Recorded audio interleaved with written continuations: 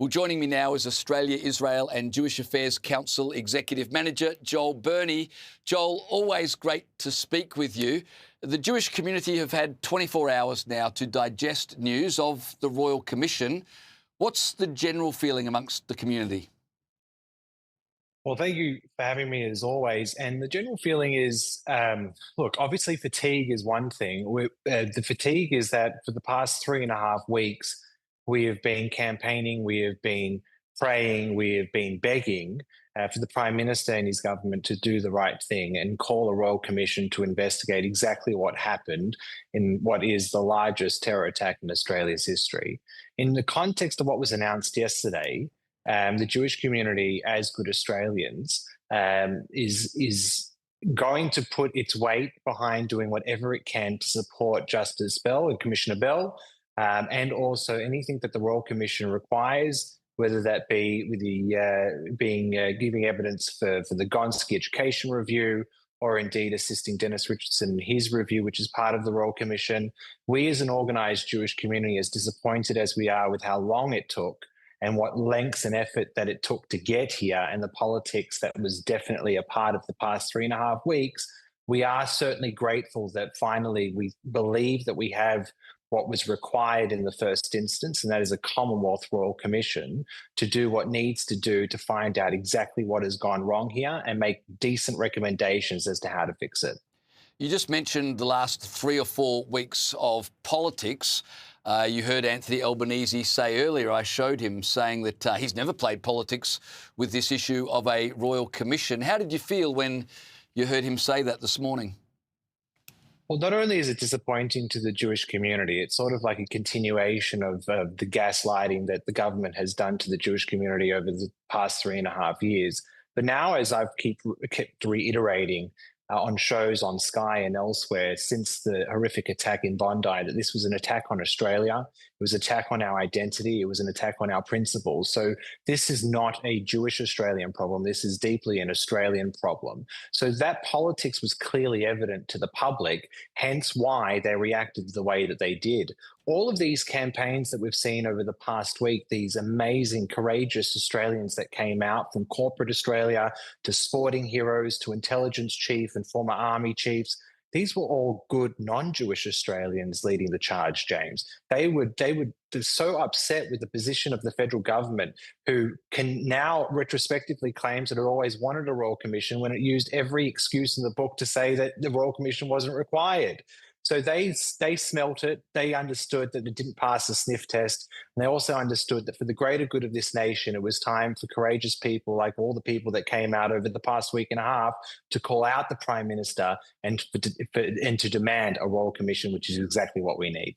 One of the things the PM said yesterday when he announced the Royal Commission was that a Commonwealth inquiry was incredibly important because Jewish Australians needed to be able to tell their stories. Now, I wanted to ask you about this because I don't know if my reaction was right or maybe I've gotten it wrong, but when he said that, we need a Royal Commission, Jews need to be able to tell their stories, I felt like we've heard the stories of Jewish Australians, not just since the Bondi attack. We've been hearing stories from Jewish Australians for the last 2 years about how they have suffered all sorts of discrimination and persecution in this country. The Royal Commission, to me, is not about an opportunity for people to tell their stories. It's about an opportunity for us to get to the nub of the issue in this country and why anti-Semitism has been allowed to flourish. Did I get that right, or is my reaction to that slightly off? No, I think you're right and wrong. Well, not wrong, but right on some parts and need to be directed on the others. The first is that obviously there has been an incredible amount of public testimony already in the public domain of individuals and groups of Jews that have faced incredible amounts of anti-Semitism, Jew hatred, and racial discrimination over the past 2 years. But for every Jewish person that has gone public with the issues that they've either faced in the workplace, they've faced in their industry of choice, or they face in social settings or on soccer fields and other sporting grounds, or kids targeted on school excursions, for every Jew that has faced a deep level of anti-Semitism that has come public with it, there are at least 2 to 3 Jews that have kept it quiet. They've kept it quiet because they feel as though that not only does it fall on deaf ears, but unfortunately, it makes, in some cases, it makes them a target over the past 2 years to complain about issues of systemic anti-Semitism that they face. So there are a number more victims out there that need to provide their testimony to the Royal Commission, and I'm happy that the Commission will hear them. However, that's not enough. There are some really, really tough questions that need to be raised in the context of this Royal Commission, not just as to how bad the situation to Australian Jews has become and the issues that they're faced, but how was it that an Australian was radicalised domestically and took that radicalisation and took it out on 15 innocent Australians by killing them and murdering them in cold blood. It is not enough just to hear of the abundant testimony of Jewish victims of systemic Jew hatred and anti-Semitism in this country, but we need to ask and have those tough questions and conversations in the context of the Royal Commission to actually find out what the root causes of this toxin and this problem is in this great country of ours, and we need to get this nation back on track. So what do you want to see from a Royal Commission ultimately? And do you believe the terms of reference announced by the Prime Minister yesterday and the time frame, because it's a pretty quick and short time frame, do you believe those things will make it possible to get the results that the Jewish community would like to see from this? Well, what I would like to see is I would like to see that there was a level of scrutiny on certain decision makers, both in the intelligence policing agencies as well as government, into what exactly went wrong in Bondi. Did intelligence agencies ask for more resources? Did they flag that there were issues with the lack of resources of Arabic speakers or placing assets in certain areas into Australia? If there were requests and those requests were not heeded by government, there needs to be a level of scrutiny through the Royal Commission to be able to compel evidence and to be able to compel the testimony that is required to actually find out not what just happened on the day itself, but what happened to create the atmosphere where somebody who was on the ASIO on an ASIO watch list was able to live in a dwelling with someone who had 5 licensed or 6 licensed weapons. These are legitimate questions that the Royal Commission need to get to the bottom of. I do have a concern, as you note, James, of the length.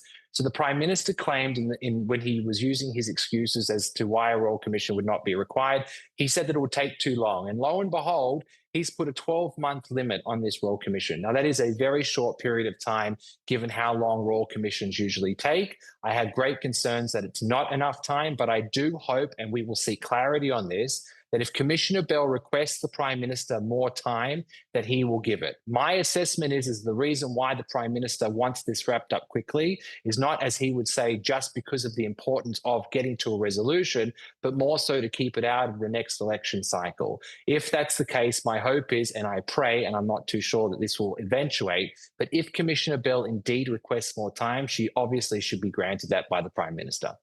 One more question for you, Joel. I was struck yesterday by how many times both the Prime Minister and Tony Burke talked about the importance of social cohesion and maintaining unity through the process of this Royal Commission. I would have thought the point of a Royal Commission is to get to the truth, no matter how ugly, not to try to coddle Australians and keep us all feeling good about what we're hearing from the Commission. Were you concerned by the emphasis on the importance of maintaining social and let me say, we all want social cohesion, but were you concerned about how prominent that was in the language yesterday, as opposed to certain things that weren't said, like radical Islamism, that was never said outright? How did you feel about that language from the PM and the Home Affairs Minister?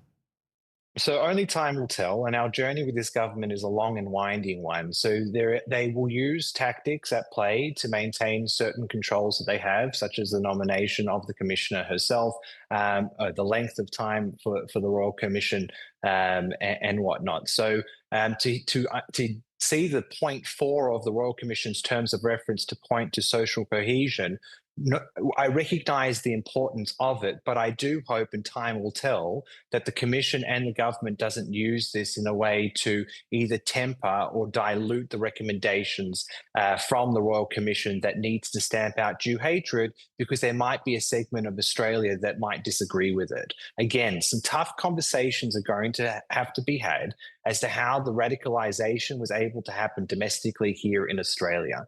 We need to analyze the schools, the education systems, where these people are getting their information, where they're getting their ideology, and where they're getting their radicalization. That is how you tackle the social cohesion problem. Not saying we understand we have a Jewish problem. However, if we do A, B, and C, then we might annoy another segment of society. So maybe we shouldn't do so. Only time will tell if that happens. And I dare say, and I do hope and pray that that indeed does not happen. But we will certainly be watching and hoping that the Royal Commission stays on point. Yeah, very well said. Joel Burnie, a delight to talk with you. Have a wonderful weekend.